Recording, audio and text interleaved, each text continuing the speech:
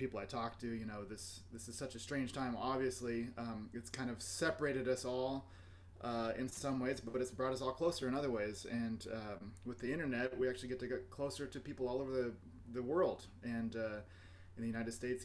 So it's cool to have these opportunities presented. So thanks again for that. What I was thinking I would do is just kind of go through my warm up. I have just to kind of give a little background. I've gone through different warm ups over the years, as I'm sure we all have. There's so many good warm ups out there. And a couple years ago, about 3 years ago, I took a month off from playing in the summer. And as I kind of got back into it, I just decided to try to kind of wipe the slate clean. I think that's the most useful thing for that kind of thing. I'd never done that before, taking an entire month off from just not touching the horn at all. And I was a little burnt out, and it was just good timing. Didn't have any gigs coming up. Good timing to do that. And so as I kind of started back in, I decided, like I said, I'd kind of try to wipe the slate clean and just start out with some kind of really easy mid-range playing. It was crazy how unfamiliar the trombone felt after that month off.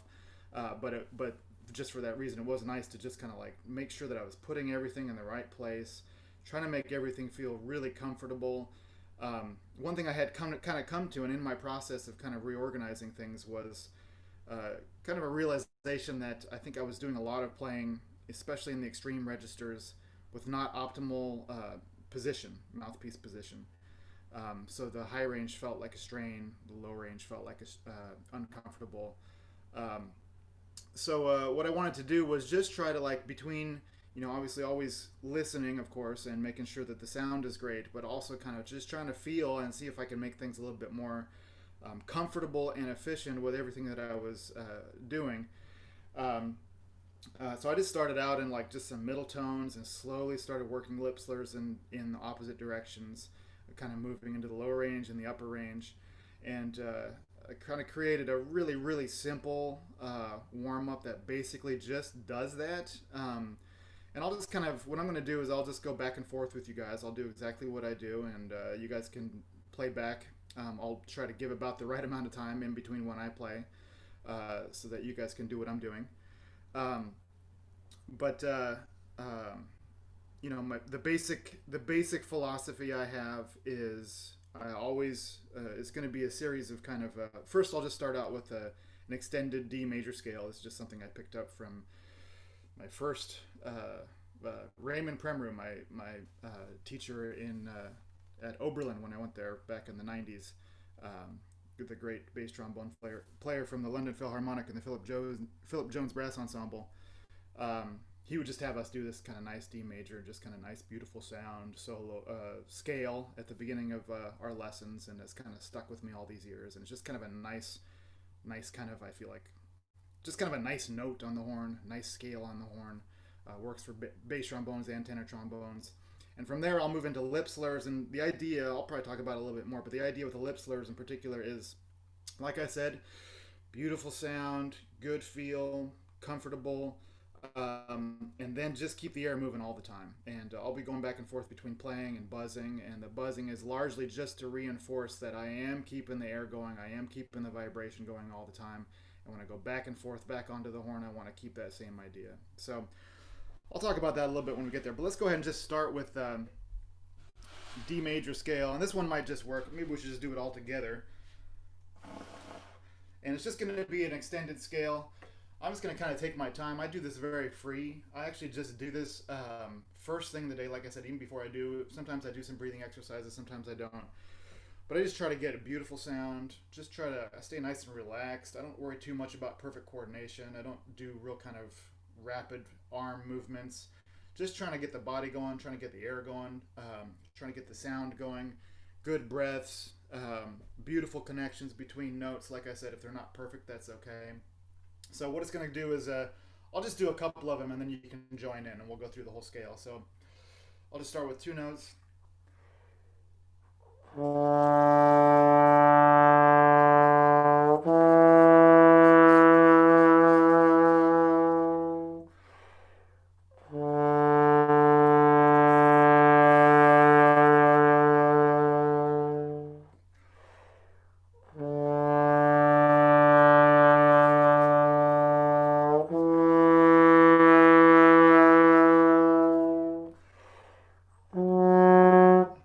you get the idea. We'll just go up the scale, up to F sharp, then up to G, then up to A, all the way up to the D, back down. I breathe every two notes, just because I just really want to go for sound and air and comfort and ease and beauty. Hear a little bit of vibrato in there. I find that just kind of helps loosen up my face. So just going for beautiful connections. Let's go ahead and kind of pick up where I left off. We'll go up to the F sharp and back down, and then I'll restart each time. We'll go up to the G and so forth. So here's starting again, going to the F sharp and back down.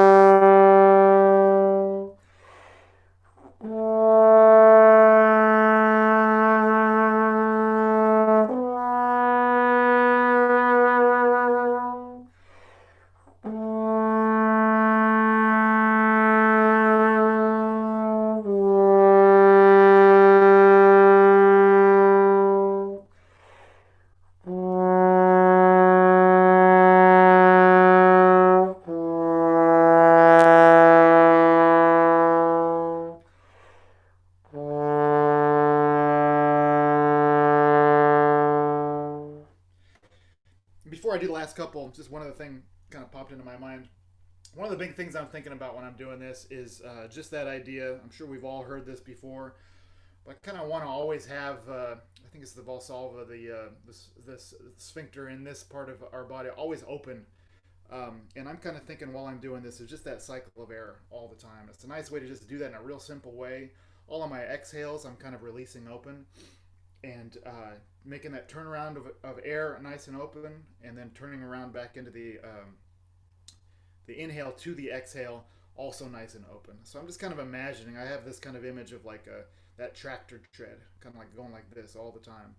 And this is a nice, like I said, just breathing every two notes and never kind of really taxing my airflow, never really pushing too much air out, and just kind of getting that nice flow, kind of working about, 90% in or so, probably about down to 30% full, down to the bottom, that nice kind of like real sweet spot of airflow. That's kind of the way I'm thinking about this. So do the last couple. I think we're to C sharp now. All right.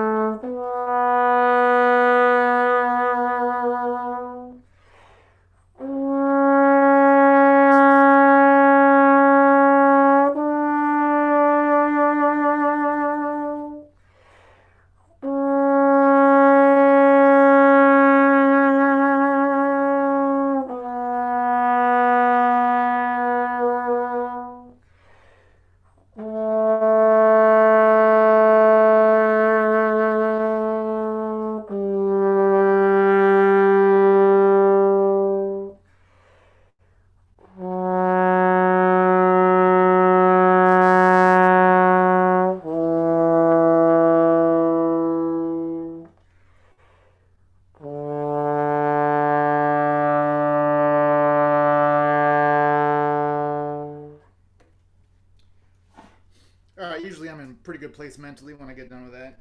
Feeling pretty good physically. So next thing I'll go to is, and I'll send out I can send out a worksheet, Jason, of this basic warm up afterwards. I don't know if you post that on your website or whatever. I'd be Yeah, yeah, I totally can. And also just for people that do like to go back and watch the video, one of the things that I was doing while you were doing this was I was meeting you at the thirds, and I was kind of like playing thirds with you most of the time. So if nice. you go back and revisit this video, you can kind of get creative with where you are and the patterns. And it's just, it's almost like we're playing duets together. So it's kind of nice. Great idea. That's awesome. All right, so going on. So now we're just going to go through some simple lip slurs. I'm going to alternate playing and buzzing. I think I'll just probably play, and then you guys can play back at me, and then I'll buzz and buzz back at me. You can kind of do exactly what I'm doing. And like I said, this is just going to start nice, really easy registers. We're gradually going to kind of work our way into the more extreme low and high registers. But you'll figure it out as we go. And the main thing I'm thinking about here, again, is I don't really care about perfection right now at all.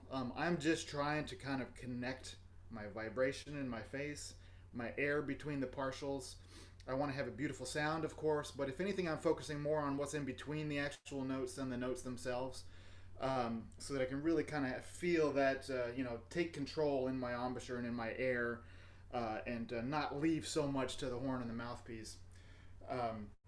You'll get the idea. So we'll just start here.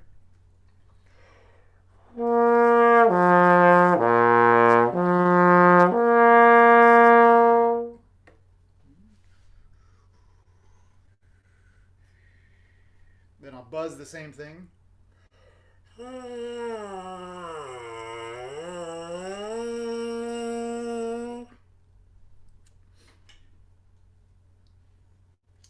And everything real glissando, especially with the buzzing. That kind of keeps me honest to make sure that I really have a good buzz vibration going through all my different registers, and then putting it back on the horn. We'll just move down the slide.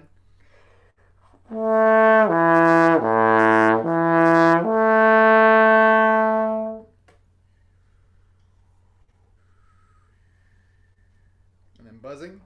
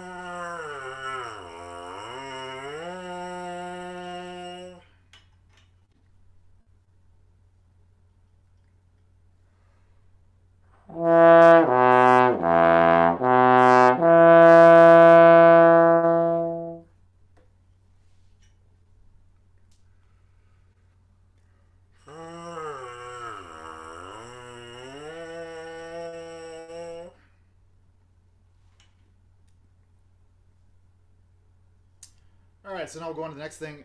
Jason, the timing about feel right between things and everything? Good? Yeah, I think we're totally getting a rhythm to it. It's great. Awesome, good. I'll just keep on going. So now I'm going to go kind of the other direction. I'll work up a little bit. Yeah, it's pretty self-explanatory. I'm just going to keep going here for a little while. And, the main thing, like I had said kind of early on, is, at least that I'm thinking about, is I always want to start with kind of my face in a nice, comfortable position. Beautiful sound, obviously, always. Good airflow, connective airflow. And actually, I'll talk for just 1 second. So the reason why I decided to do things this way, you'll see I'm kind of going down that partial, and I'm going to go up from the B flat down, and then I'll kind of go down lower, up higher, down lower yet, up higher yet. We'll work eventually down to a pedal F and then a high F. And my thinking, my whole philosophy with this approach is, like I said, I felt like I was kind of not not positioning myself optimally in the extremes prior to my little break that I took. And I decided it would be good for me to just really focus on kind of what's the best way to put it? Kind of compartmentalizing my registers in a smaller way. And just trying to make sure everything's working really well in those places. I find that oftentimes, players are very anxious to get into these kind of radical lip slurs going all over the horn, and I know that I feel like I was to a certain extent.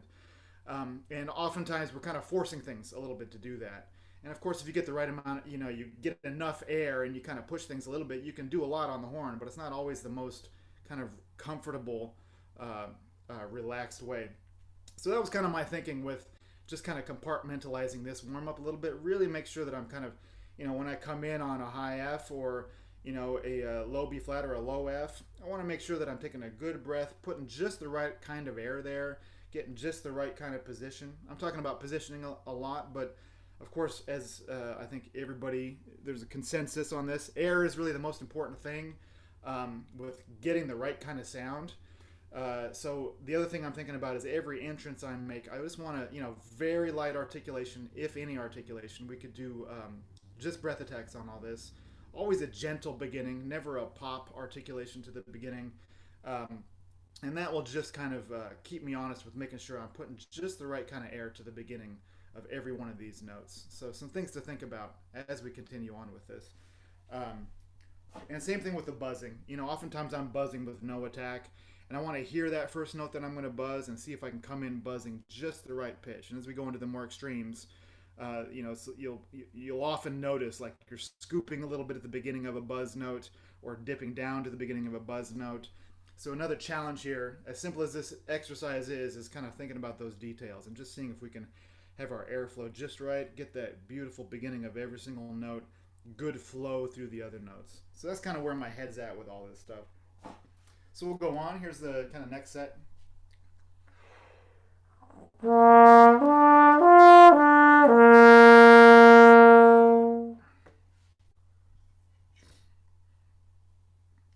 And then buzzing that.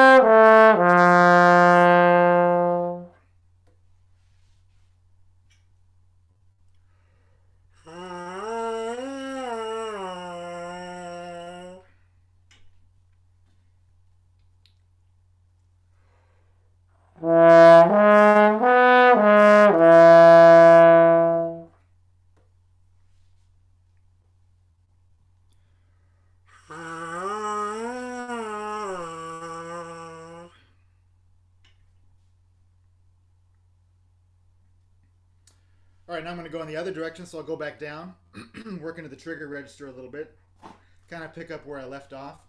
So I'm going to do, I guess, root to fifth root, working down. So I'll go, this is kind of how, well, you'll figure it out, but it'll be F, C, down to low F and back up, and we'll be buzzing that, and we'll kind of work our way down to a low C down there.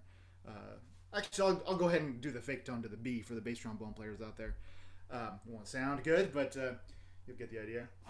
So same idea here. Let it be a little bit sloppy. Just think beautiful sound, beautiful connections. You know, the other thing that I kind of like about just doing these simple exercises is you do feel if you're really blowing through between the partials and you're getting a little bit of a bend in there, you're probably needing to use the corners a little bit. You can feel the corners working a little bit to get that bend if you're really keeping the air going. The thing that I hear so many young players do when I'm teaching is this kind of thing. You don't really need to use your corners to do that. You're just kind of puffing the air at every single note separately. So the other piece of this is with that kind of connective blowing and the way that I'm buzzing the mouthpiece and putting that back on the horn to kind of get a little bit of almost a little bit of bend in there. You gotta keep the corners involved to kind of keep that connected. So that's the other thing I like thinking about with this particular approach. I'll go on to the lower ones.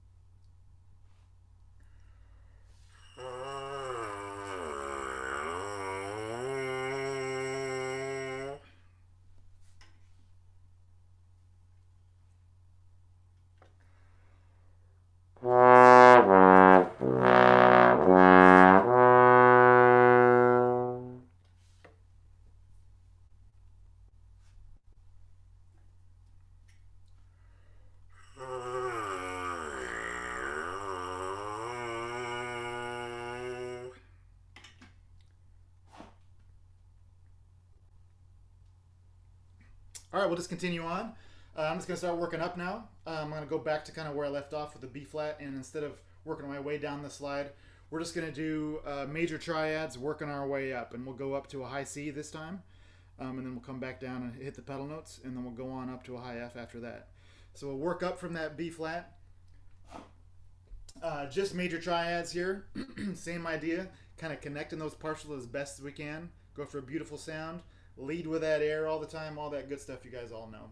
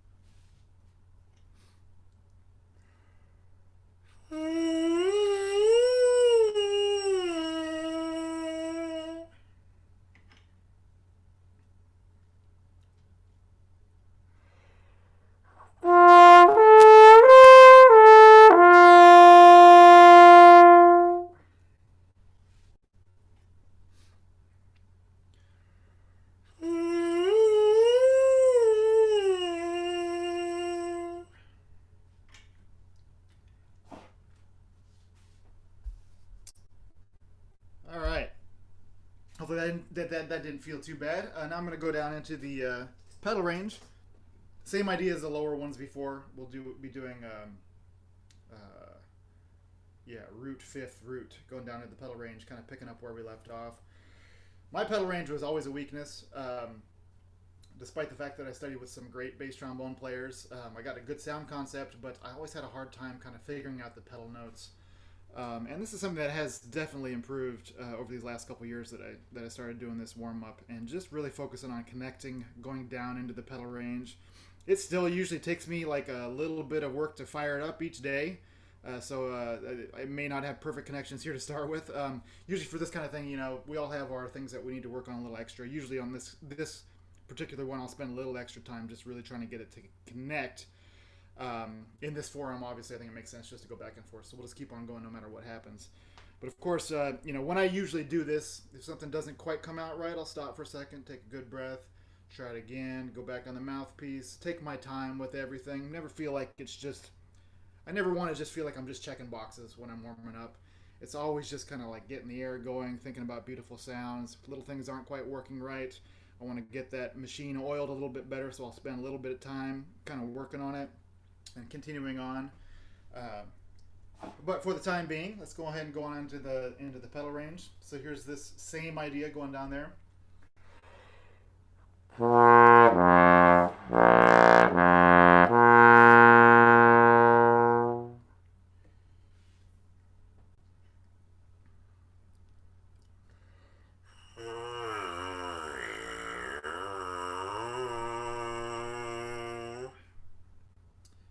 And it's hard to fit this kind of buzz into a tenor trombone mouthpiece. Sometimes I'll pull away a little bit, just kind of keep those lips vibrating. You can still get pitch even if you're not totally in there. Do it however you need to do it, but I do think it's helpful, even if you're kind of pulling away from the mouthpiece a little bit, just to get your face kind of vibrating at that frequency, whatever it is. So going on.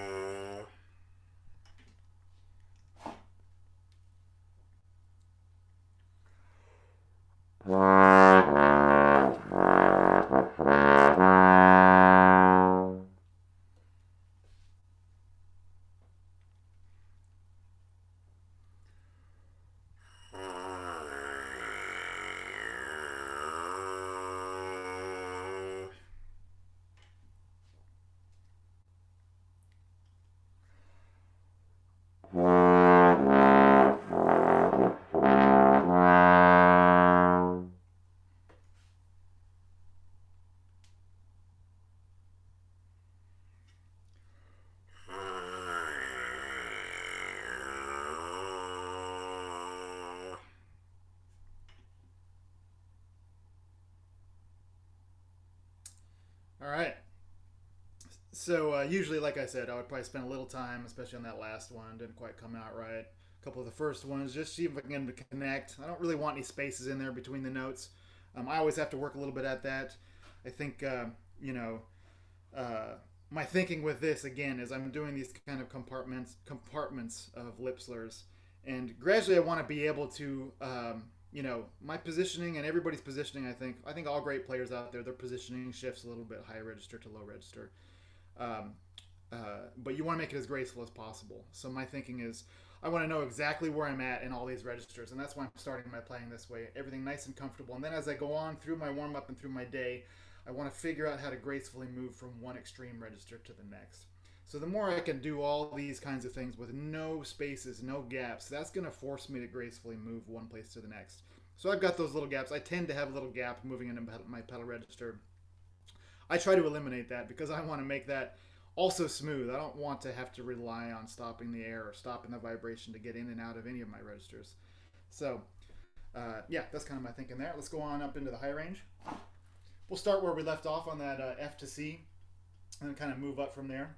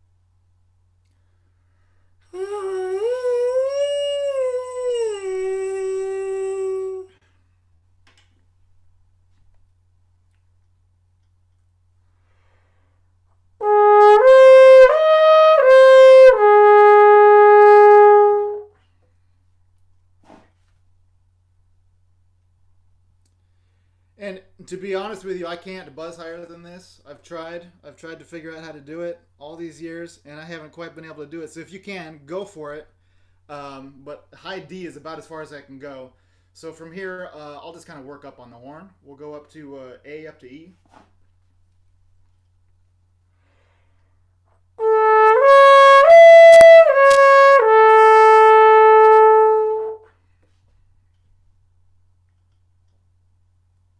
I'll let you buzz this one if you want to. Go ahead.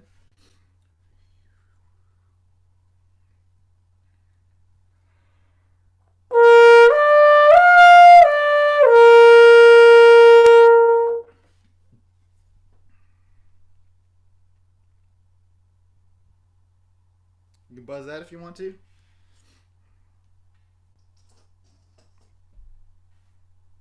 I always have a couple students who can buzz way higher than I can, which is always a little demoralizing. But yeah, I do my best. And the main thing is I try to get up to that high F every day, try to get to the pedal F. I feel like that's kind of my working register. I see those notes, all those notes in music every now and then. Rare to see something higher or lower than that as a tenor or trombone player. It's good to work a little higher, I think, as a tenor trombone player. And of course, bass trombone players work into the basement further yet. But if I basically feel like I'm pretty good, you know, if I see any of those notes in my music on any given day, I'm in pretty good shape. So that's kind of where I leave that. The next thing I do is it's not all that different and it's equally as simple. But now I'm just going to kind of start. I'm going to do. It's hard to explain exactly, but I'm just going to start again in the middle of my register, which I think of as my middle F. And I'm just going to come in and I'm going to think about that idea where I had the tractor tread air. Every note I want to come in with a nice, clear, quiet articulation, and I'm just going to move two notes. So it's going to just go like this.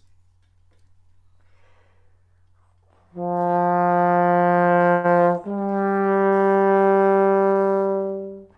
then I'm going to work in the opposite direction. Ba, ba, breath. Ba, ba, breath. Ba, ba. I'm going to work on contrary motion. I'm going to go all the way up to the high F and down to the pedal F, doing this particular exercise. And this is, again, another kind of positioning thing and good air thing. I want every start of every note to be really well centered, air just right. I'm going to move note to note. Now I'm going to think a little bit more about my coordination with my slide and my articulation and see if I can get those to line up just right. Very relaxed with my arm. So just to demonstrate one more time that F to G, I want minimal effort, kind of maximum kind of coordination, I guess is what I'm trying to say.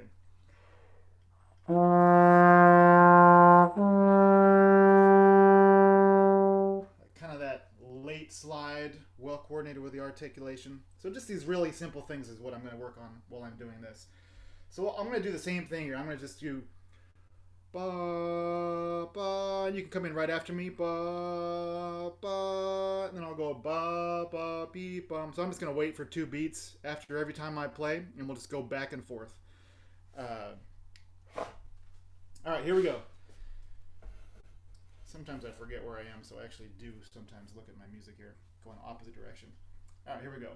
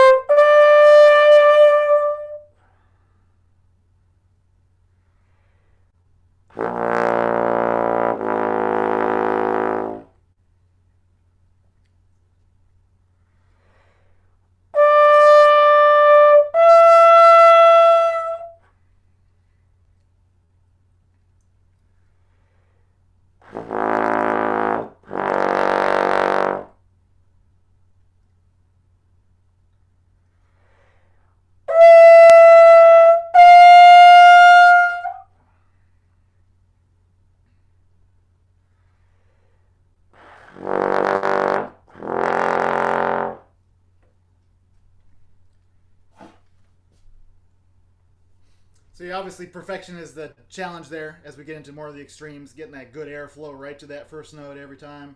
It's kind of what I'm always striving for, getting this easy on the first ones, seeing if I can keep it feeling that good all the way when I get to the very top and the very bottom. We're going to do one more thing like this. Now we're going to go in kind of contrary motion. I'll demonstrate, but we're going to kind of go both directions at the same time. So we're going to go ba ba ba bum bum bum bum bum bum bum bum bum and go widening that interval each time. So I'm going to try to actually on the leaps are going to end up being close to 4 octaves at the end. So on those leaps, um, I'm not necessarily always going to be able to keep that sound as connected as I can on the half steps, obviously, or the whole steps.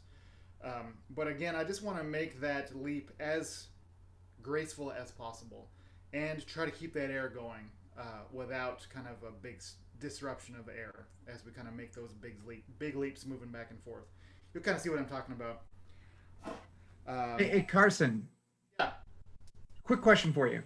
When you're working with student, like let's say you're working with a student, like a younger student, and let's say they can play up to the B flat, but they are nowhere near the F at this point. Yeah.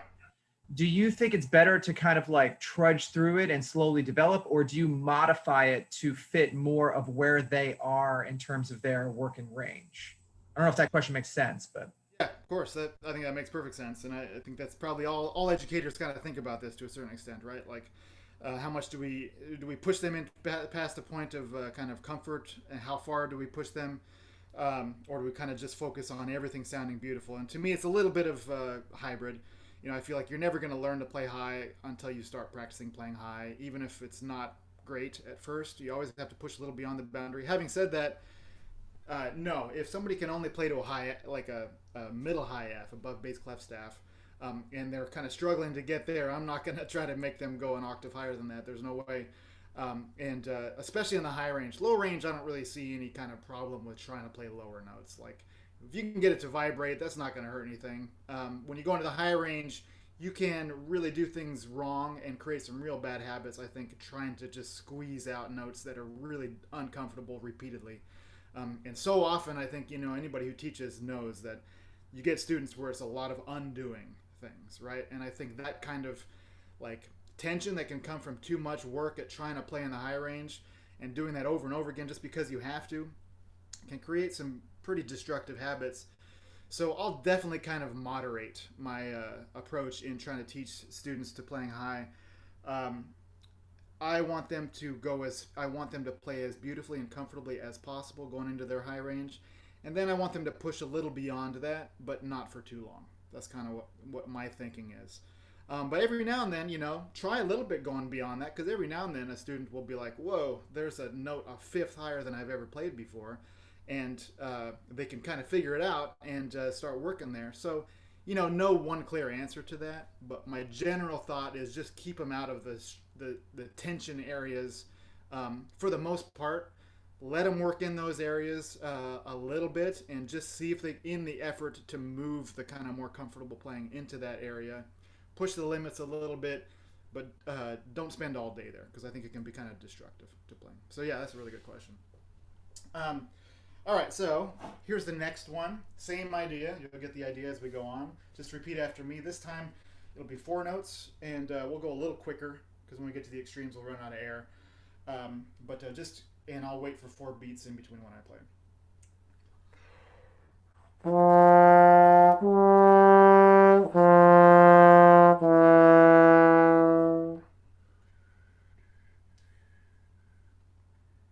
we're just going to pick up where we left off in both directions. So now I'm going to start on the E, go back up, and then we'll go up and then down. You'll get the idea.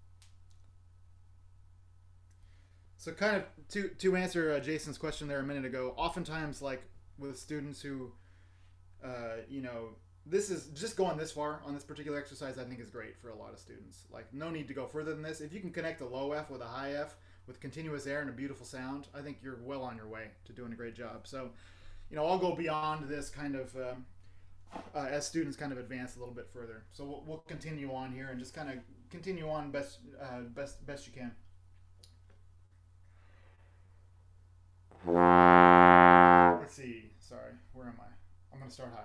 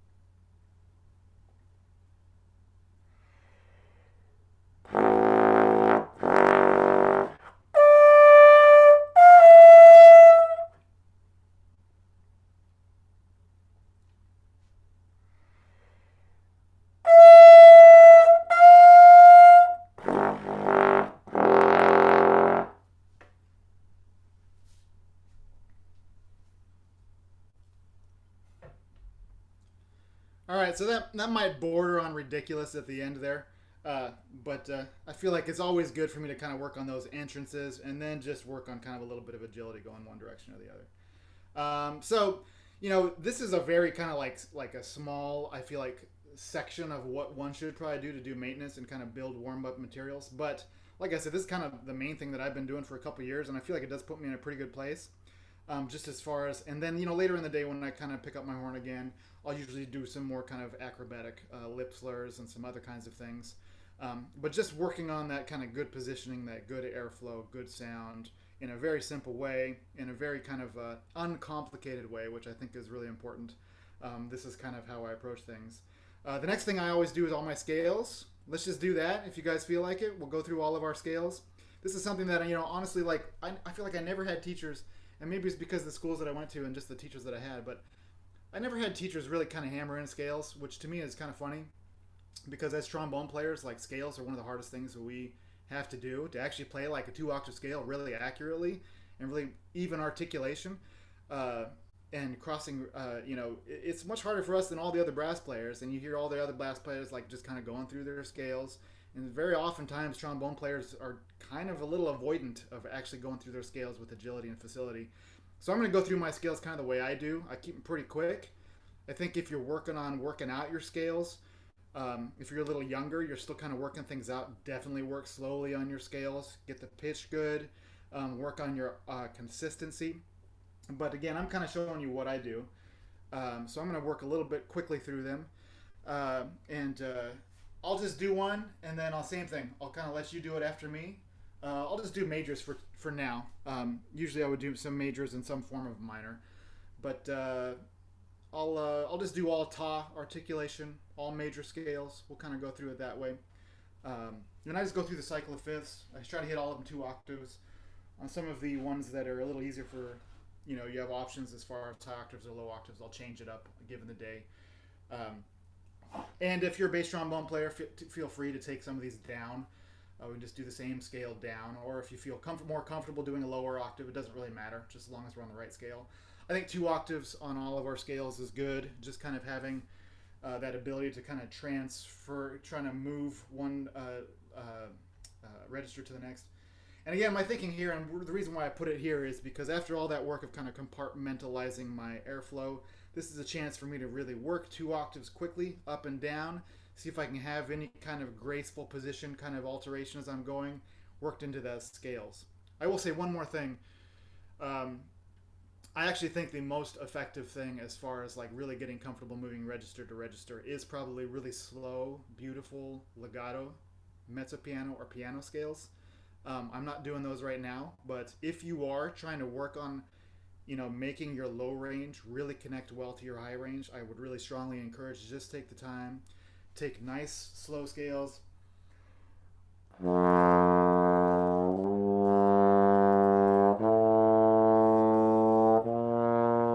Real light legato tongue, work into your extremes, keep the sound beautiful.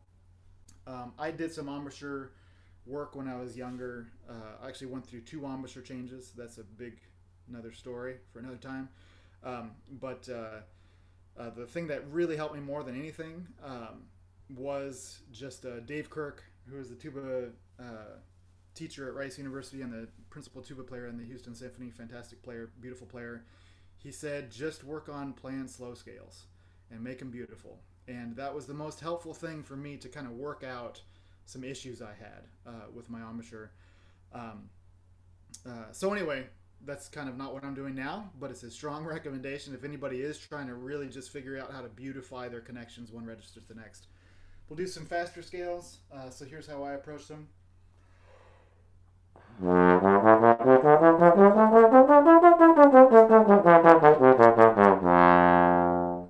ahead, F major.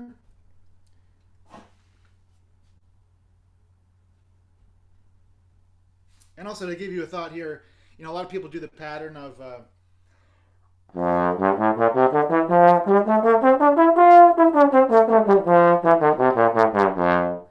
only reason I think that's fine, but the only reason I don't do that is because oftentimes I feel like you get a little bit dependent on those anchor points at the octaves. I like to just kind of rip through them up and down. In music, you can get any kind of variation, any kind of pattern in the scale. So if I just kind of have a nice comfort kind of moving through everything, I feel like it just better prepares me a little bit for whatever I might encounter. I'll go on to B flat.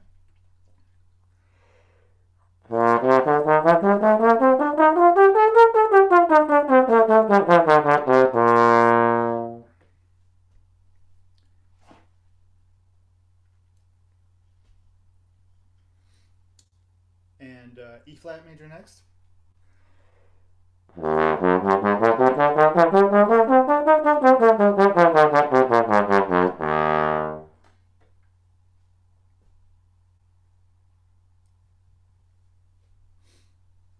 And to A flat.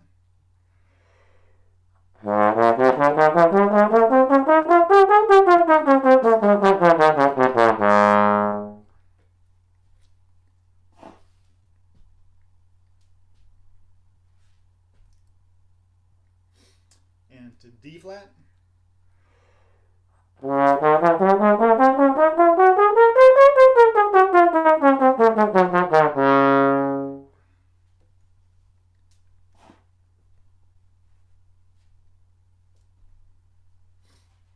And to G flat.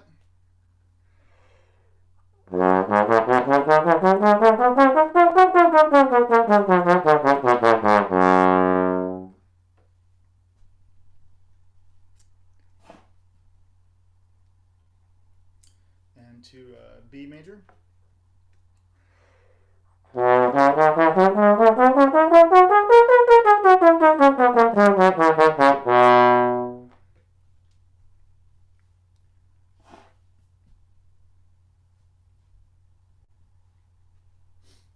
And to E major.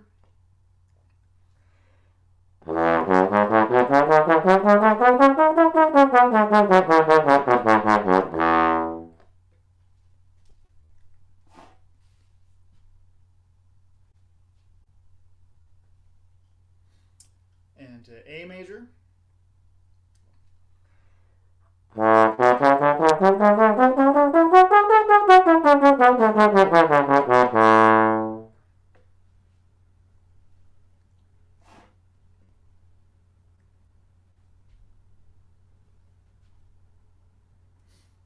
And to D major.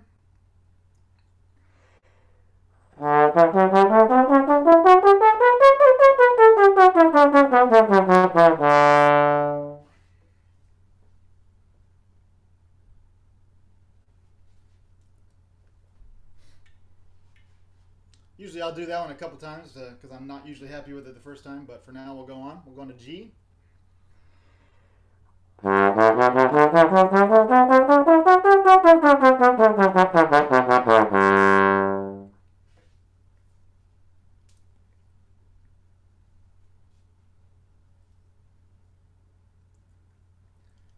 And lastly, C.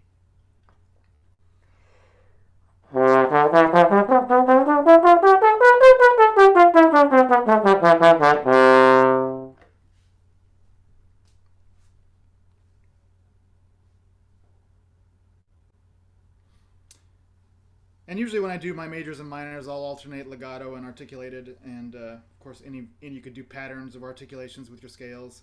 Scales can be endlessly useful to do all kinds of different things with them. Um, and that's yeah, that kind of gets me through usually what I do, and then usually what I do is play a rochu as written in tenor clef, and then down the octave, and that gets me pretty well and good and warmed up. Do you guys want to just do a rochu together to kind of wrap this thing up? Does that sound good?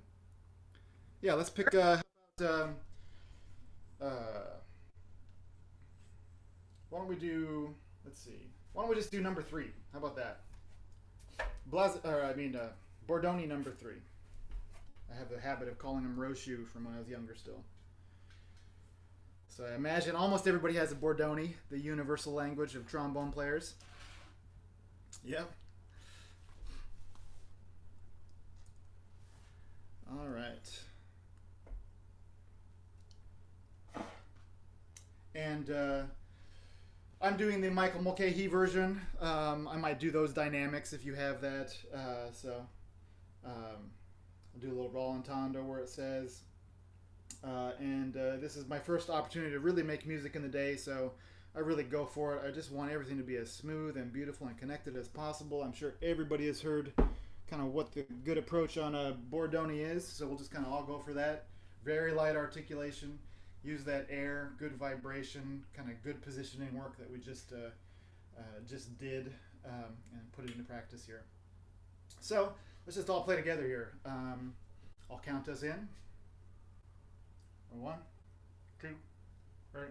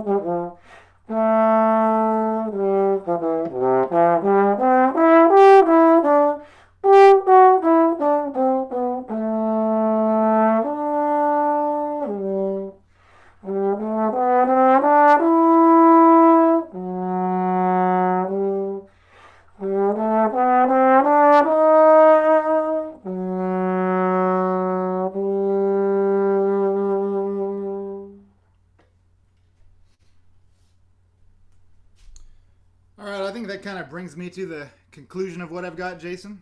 If there's any questions or anything. Oh, that was great. It's been a little time since I played a Rochu with someone else, so that was really nice. One of the few things we can actually do on Zoom. Unfortunately, I can't ever hear the people I'm playing with, but you know, I know. we take turns, you know. So. Right. Yeah. Yeah. I know. We're all kind of getting creative with that that kind of setup, but I get, yeah, you know, I mean, you explain things so well that it's really great. I appreciate, you know, the insight sometimes when people go through things that they do, you know, you can hear that they've been doing it for a while and it sounds great, and you don't really get as much sense for how the sausage was made for them. And so for you to kind of explain, like, not only what you're thinking about now and maybe times that you would go and, you know, fix some things and work on some things, but also, you know, you definitely laid some insight down in terms of the journey that you've gone through with this kind of stuff, which I think is really helpful. But I would just open it up for questions from, you know, from anyone else. If anyone has questions, feel free to jump in.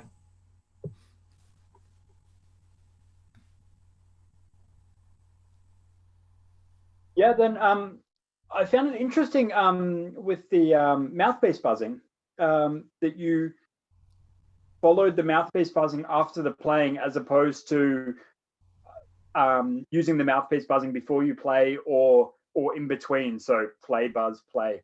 That you don't repeat what you do on the mouthpiece on the horn. Is that what you normally do, or is that sort of a conscious decision? Yeah, I've actually thought about that a little bit, and sometimes I do it in reverse. I'll buzz and then play. I think my basic idea is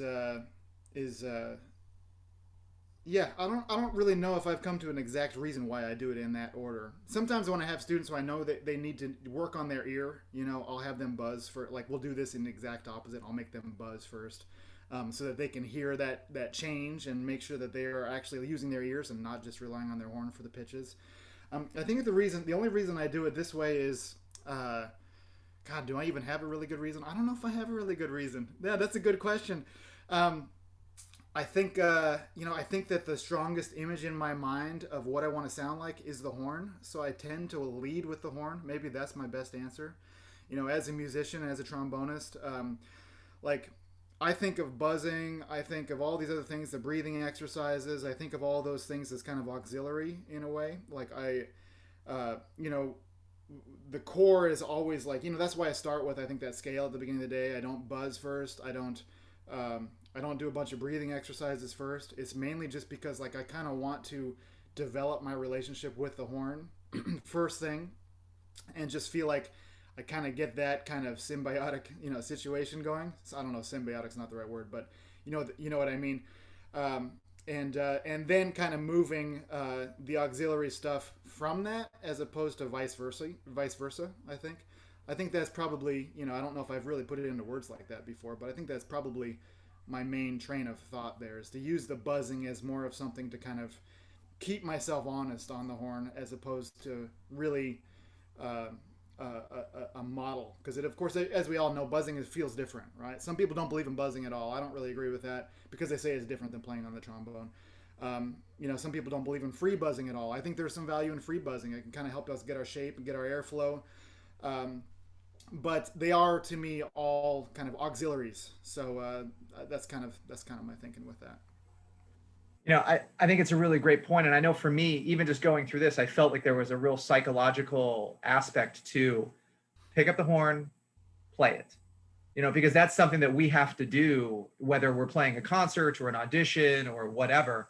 You know, you just have to pick up the horn and play. You don't get a chance to sing through it and breathe through it and buzz through it and then pick up the horn and play it. You have to just be able to kind of drop the needle on it, as some of us older generations who remember record players will often say that phrase. But to just drop the needle on it, that's an important psychological concept. And I think that, you know, I felt like through your warm up, I was getting kind of a constant opportunity to, you know, test myself on that and just play the next one. And then if it goes well, great, you know, and if not, well, let me do a little buzzing and kind of get things to, you know, improve a little bit. You know, it makes the buzzing, like you said, you know, a supplementary thing to help longitudinally, as opposed to that's going to help me make this rep right now clean. Mm-hmm. Have to be able to do that. So yeah, that was great. Yeah, I think that makes sense. And I think the psychological aspect is kind of part of my thinking also, with that kind of the strange exercise with the ba ba ba ba ba ba ba bum, you know, kind of coming in on the super high notes, coming in on the super low notes.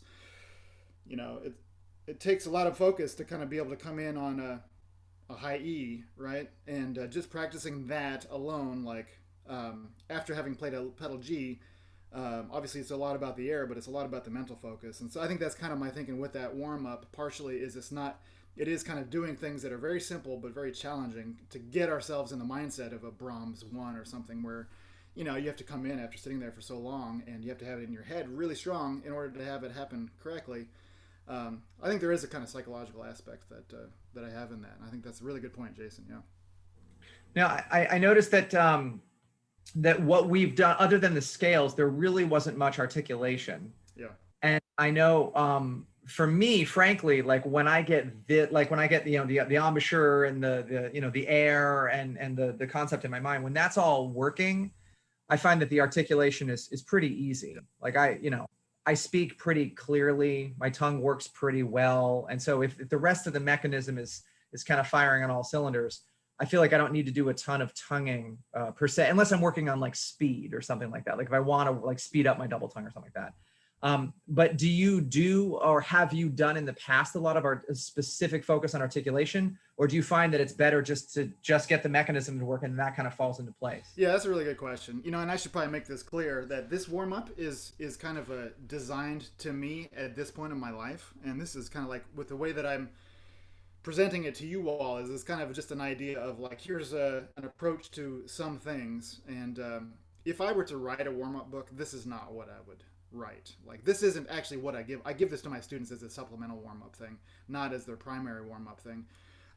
It's kind of what I'm doing these days, and it's largely just because I feel like it's what's good for me right now. I think it's good for everybody, but I wouldn't really recommend most people only do this, you know, because it is kind of specific, I think. But I think it's a great thing to kind of address a bunch of different stuff. So I guess, you know, this is a long way of answering that question is, yeah, absolutely. I think articulation exercises are important. And I do think, like what you said, like, they're not going to be the first thing I do. I really want to get my air and my lips going first. I always want to think about leading with my air. If my air is good, my articulations are going to feel way easier. So that's where I'm always going to start. But, you know, like a very simple fundamentals sheet that I give my students always has like just this descending scale, ta ta ta ta ta ta ta ta ta ta, just to kind of make sure that tongue's going. I spend a lot of time at, you know, in different times doing a lot of multiple tonguing stuff in school, and I think that it's good to revisit that. I will also do I didn't really say this, but the other thing I will always do, like when I'm just kind of maintaining, is I will pull out like an Arbin or a Blager or a Rubank, or I mean not a Rubank, Koprosh, you know, I'll do some of that, at least one of those etudes at the end of my session every single morning, just to kind of make sure, because the tongue is something that, you know the feeling of when it feels like you're tripping because you really haven't done much articulation that day. It has to get going too. So yeah, so just to be clear, this whole warm up is kind of like, it's kind of a snapshot of, I think that's good work for a lot of different things, but not all encompassing. So yeah.